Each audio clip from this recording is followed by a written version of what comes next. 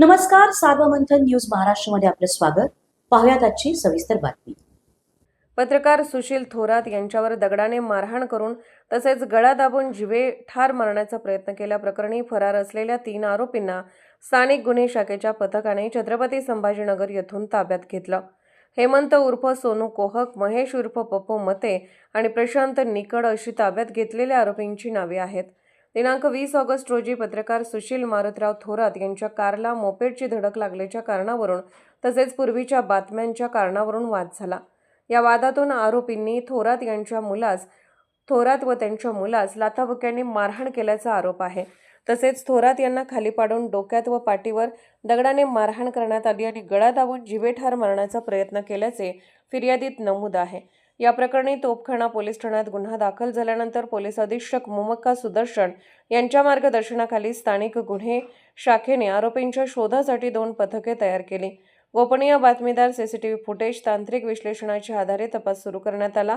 तपासादरम्यान आरोपी राजगुरुनगर, पुणे परिसरात असल्याची माहिती मिळाल्यानंतर पथकाने तेथे शोध घेतला. मात्र आरोपी तेथून पसार झाले. त्यानंतर 24 ऑगस्ट रोजी आरोपी छत्रपती संभाजीनगरमधील वाळुंज MIDC परिसरात असल्याची माहिती पथकाला मिळाली. त्यानुसार सापळा रचून हेमंत उर्फ सोनू दत्तात्रय कोहक वय 27, महेश उर्फ पप्पू दशरथ मते 27 आणि प्रशांत शिवाजी निकरड 25 यांना ताब्यात घेण्यात आले. पोलिसांनी अधिक चौकशी केली असता आरोपींनी पत्रकार थोरात व त्यांच्या मुलास मारहाण केल्याची माहिती दिल्याचे पोलिसांनी सांगितले. ताब्यात घेतलेल्या आरोपींना पुढील तपासासाठी तोपखाना पोलीस ठाण्याच्या ताब्यात देण्यात आला आहे. दरम्यान ताब्यात घेतलेल्या आरोपींपैकी हेमंत उर्फ सोनू कोहक याच्यावर यापूर्वी तोपखाना पोलीस ठाण्यात खुनाचा प्रयत्न केल्याचा गुन्हा दाखल आहे. तर प्रशांत निकरड याच्यावरही यापूर्वी गुन्हा दाखल असल्याची माहिती पोलिसांनी दिली. ही कारवाई स्थानिक गुन्हे शाखेचे पोलीस निरीक्षक संतोष मुटकुळे यांच्या नेतृत्वाखाली पोलीस उपनिरीक्षक विकास जाधव, संदीप दरवडे, पोलीस अंमलदार संदीप पवार, योगेश भिंगारदिवे, अतुल लोटके, शाहिद शेख, राहुल द्वारके, फुरकान शेख, विजय ठोंबरे, सुनील मालनकर, भगवान थोरात व प्रशांत राठोड यांच्या पथकाने केली.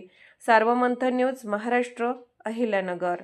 साम न्यूजचे पत्रकार सुशील मारुतराव थोरात व 49 वर्ष यांच्यावर दिनांक 20/8/2026 रोजी पाईपलाईन रोड HDFC बँकेसमोर जीवघेणा हल्ला झाला होता.